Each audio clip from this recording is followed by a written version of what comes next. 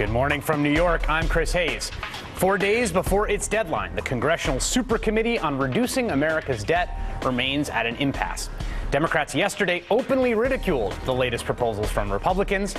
And the New York Times reports today that unreleased census figures show that 100 million Americans, that is 1 in 3 of us, live below or only just above the poverty line.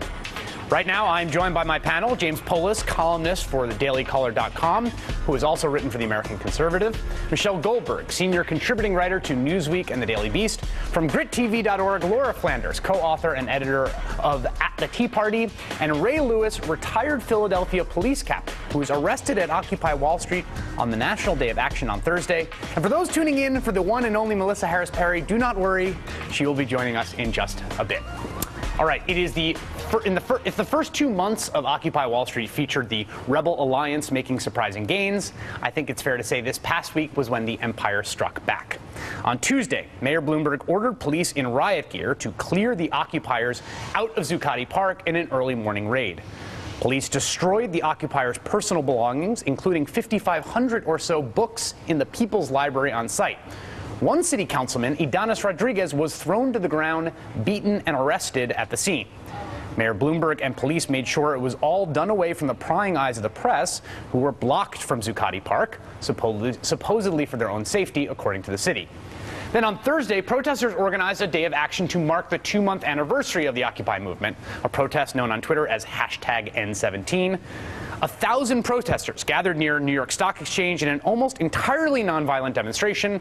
There were, however, a few exceptions. 7 officers and 10 protesters were injured, according to police. Thursday night, thousands marched over the Brooklyn Bridge in a peaceful protest, and I was there. I'll talk more about that later. Also Thursday, there were protests and arrests in Los Angeles, St. Louis, Portland, Oregon, and other cities around the country. More than 300 arrested Thursday, 252 in New York City alone. Captain Lewis, you were arrested, charged with disorderly conduct, including disrupting traffic and refusing to move on.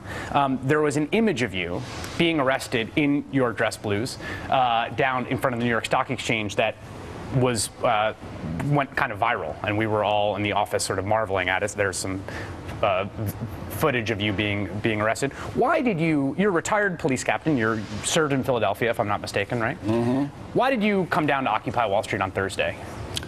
Well, I didn't come down on Thursday. I actually came down on Monday. And I came down to assist the movement because, to me, I've been retired for 8 years in a very secluded life. I moved up to New York, Catskill Mountains, and you can't see anybody, nobody can see me, and it was a Walden Pond type of lifestyle, which I wanted. But I also use the internet for my only source of information, not the TV, not the newspapers, and I saw this action being taken by these protesters and the conditions they were living in, and the fact that they were not doing this for themselves, they were doing this for all people who were suffering injustice. And that conviction that they had for social justice just inspired me. And I couldn't do anything else but come down.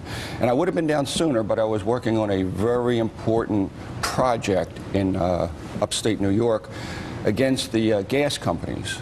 The term is fracking, where they go down and they destroy the You're earth. involved in fracking activism upstate. So you came down this week. Will you tell me about the arrest itself? And I guess the question I'm sort of dying to know is what your interactions with New York NYPD was like.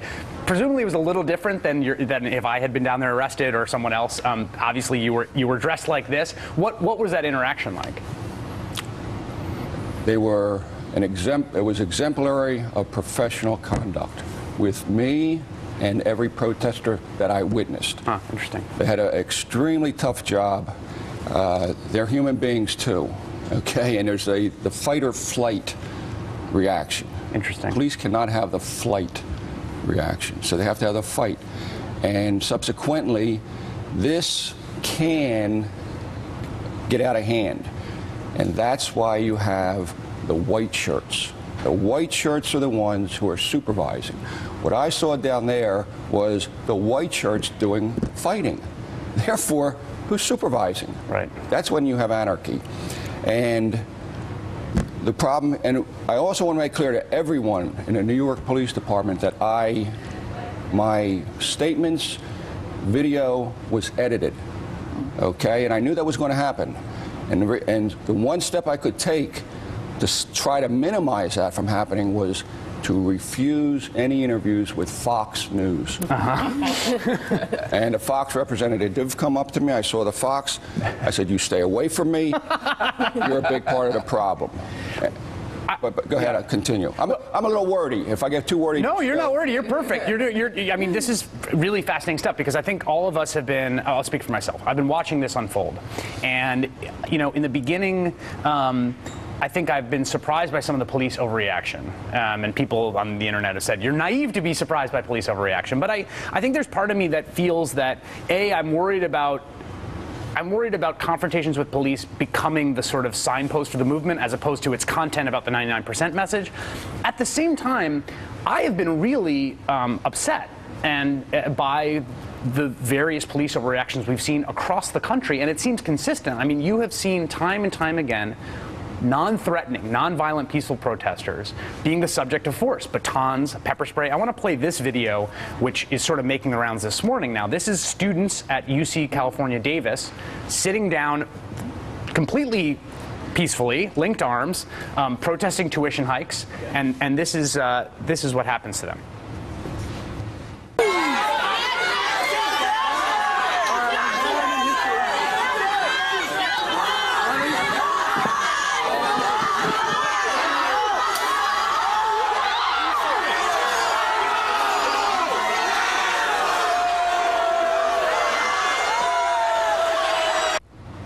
Person who emailed that to me this morning said it looked like someone spraying cockroaches. That was pepper spray. What is your reaction when you see a video like that?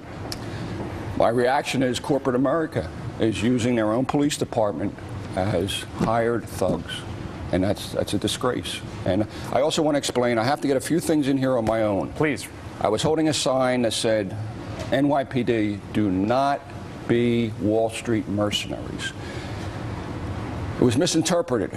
Okay, what I found out, and they'll never see that sign again for this reason. I was trying to convey the message, do not become Wall Street mercenaries. But just that one word, do not be, instead of become, it was like I was alluding to the fact that they already are mercenaries. And that, I didn't realize that until I was told. And did you get a lot of backlash to that? No, but I got one person that told me that, and then a light bulb went on my head, and I said, you know what, he's absolutely right. I was inferring that they're mercenaries now, and that is not the case, so I apologize to every NYPD officer out there if you interpreted it the wrong way. But you seem to have this very conflicted stance on what is happening between the protesters and police. And I understand that given your unique positionality, which is why we invited you on the program. You are both a protester and a retired police officer. I don't think there's a whole lot of people in that part of the Venn diagram as of yet. In Wisconsin, when we saw in Wisconsin, when there was the move to destroy collective bargaining by Governor Scott Walker, we saw police standing in solidarity with protesters, and it was a very powerful image. And I don't think we're seeing a lot of that so far. I want you to go back to this psychology of fight or flight. Describe to me what is in your head as a police officer as you stand there facing people linked arms or sort of confronting you in a nonviolent way. What is the psychology of that moment like? Okay. You are being confronted oftentimes in a nonviolent way, but sometimes there's more violence coming from the demonstrators than you see. All right, and there's a tremendous amount of hostility being thrown your way, disparaging remarks against your mother, your parents, everything like that, being spit upon, and you have to just stand there and take a lot of that. We're all human, okay? Cops are just as human as everybody else. And some of them are going to lose their temper. Everybody has lost their temper. And that is the reason you have to have supervision. And that's why the white shirts cannot get involved in fighting, because then it's anarchy. There's nobody supervising that. Their role in the hierarchy is to be the check on that moment when you lose your... Exactly. And that is not what we've seen. Exactly. Laura, it's so important. You have said so many important things, and thank you so much for being here. First, I want to just remind you and all of us where you started, which was you were drawn to this movement because of the values it was expressing. Right. And I think that what's been so critical about this week is that we've had an effort to shift the profile of what this movement is about. You can change any picture. Maybe you can't change the Occupy movement, but you can certainly change the picture by pouring enormous amounts of cops into every television frame. Right. And that's what happened this week. But what's motivating people to come to this movement is not that it's a police versus the people conflict. It is because of the values that are being represented here, which I think really were expressed this week as the 99% for the 100%. And then the other thing that you talked about that I think is just a little fact is with this question of mercenaries, there was some important reporting over the last few weeks about how, in fact, I think Pam Martins wrote about it for Counterpunch, you have got a Giuliani program. Mayor Giuliani started a program years back called Plan Detail, which it emerges, you know, Wall Street can hire NYPD. Don't pay the benefits, don't pay the pensions. So you weren't entirely wrong, although you're completely right that your words were vulnerable to editing. We saw that this week. Michelle, you want to say something? Well, yeah, I mean, you said earlier that you don't want this to become a police versus protester story. But at the same time, one of the things that's been so interesting about this is that the police have actually played such a kind of important catalytic role in this movement since day one. I mean, a lot of people dismissed it early on in September. You know, it's just a bunch of the same kind of the anarchists, usual suspects in the park. Then there was that really horrible image of a police officer pepper spraying this woman in the face. Suddenly it got a lot bigger. There was a big march over the Brooklyn Bridge in October, 700 people arrested. Then it really took off. I thought that the movement was really dwindling. You know, Zuccotti Park was becoming increasingly kind of sordid and sketchy. Then they cracked down with such extreme force.